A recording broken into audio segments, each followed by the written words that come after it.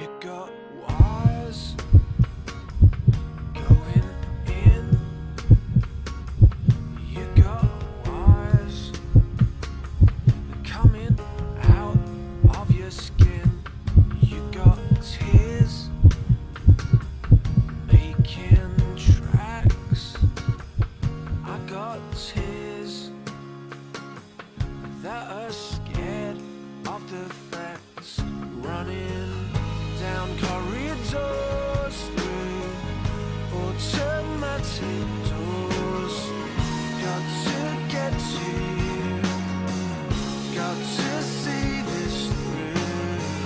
I see hope is here. My experience started on the 16th of October when I went for my 12-week scan, and they told me that my baby had a serious heart defect. They said it was a condition called polycystic kidney disease.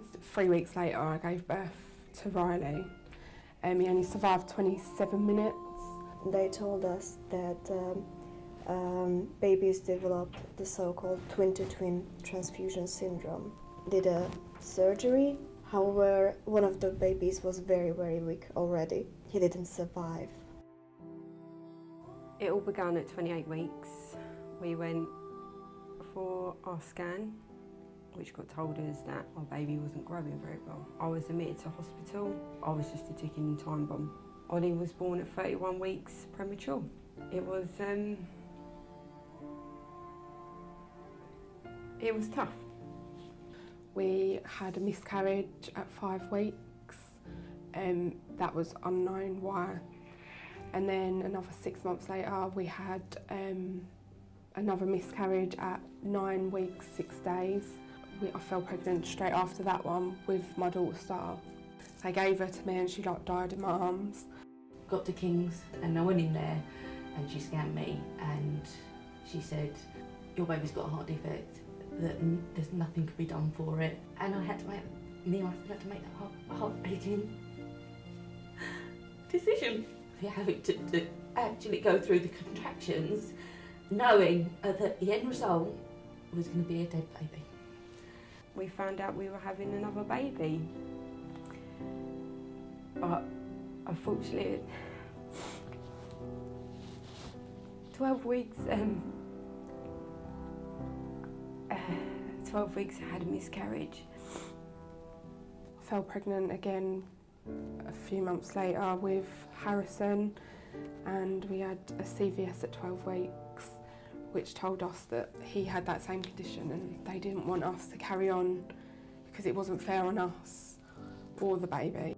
Brought in and had him at 14 weeks plus 5 days. We had an early scan and I had large tumours around the baby.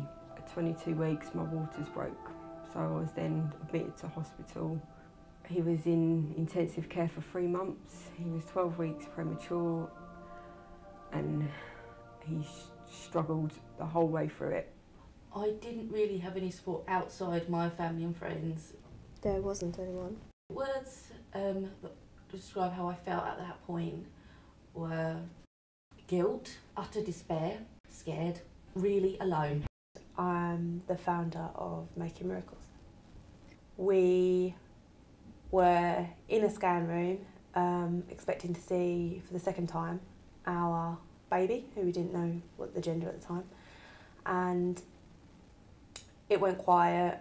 There were lots of mutterings going on between the two scanners, and within a few minutes I was looking to my husband thinking something's not right, this isn't good. We were then seen by a gentleman who was our consultant and our doctor, and he gave us some news that the heart was basically having too much blood pumped into it because of a missing valve.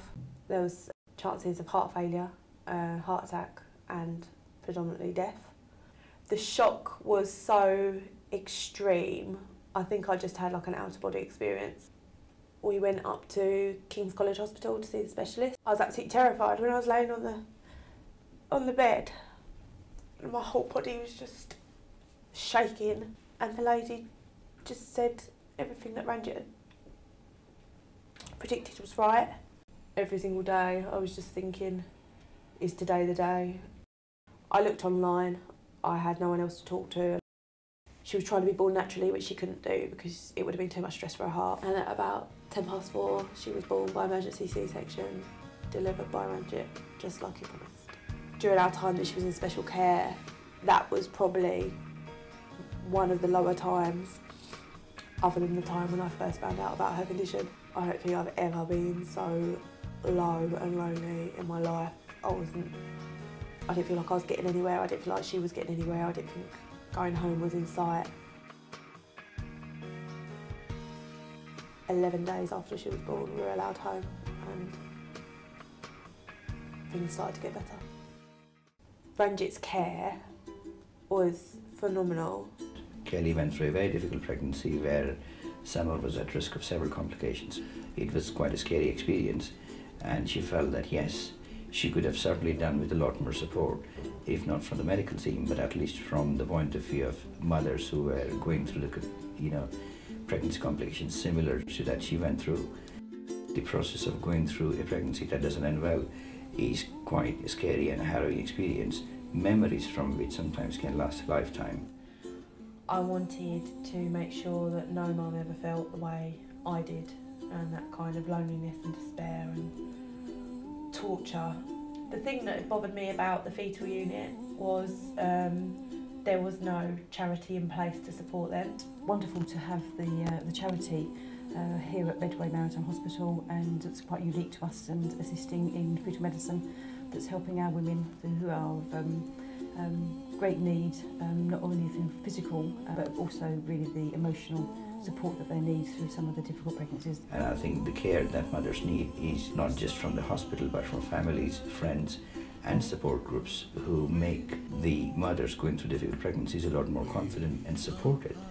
The more we talked about the need for counselling, both for trauma and for bereavement. If anyone loses their baby, they need to end that in a way that's positive. It needs to be a positive experience, that they have somewhere to go, somewhere to remember, and an area to enjoy. And that for me is a big part of the support side.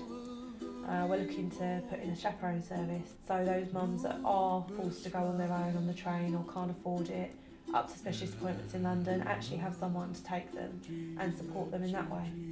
We want to extend the buddying service, the online forum, the website platform. We've got so many plans with the text and phone lines as well, but we need money to do it. Summer Dreams support group. Amazing. I can't sum it up anymore. It's just, it brings a smile on my face when I think about it.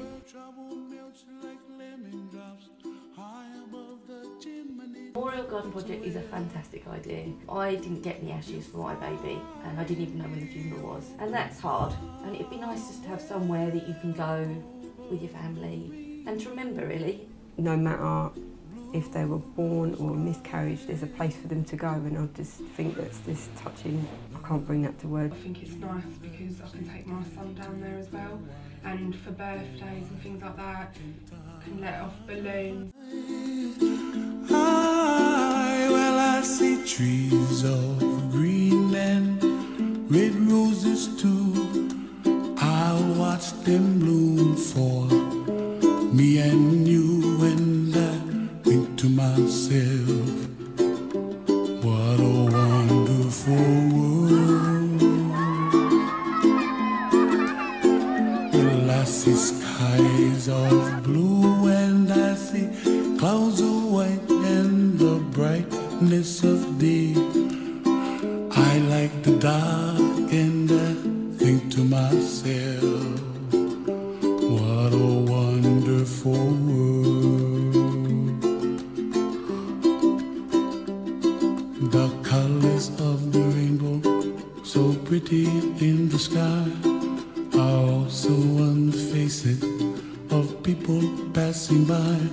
I see friends shaking hands, singing, how do you do?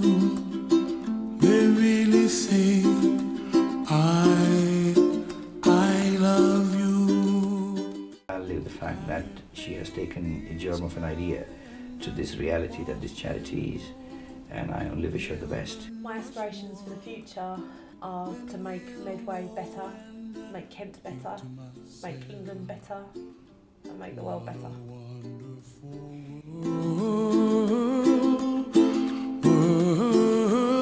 Someday I wish upon a star, wake up where the clouds are far behind me, where trouble melts like a lemon drops high above the chimney top. That's where you find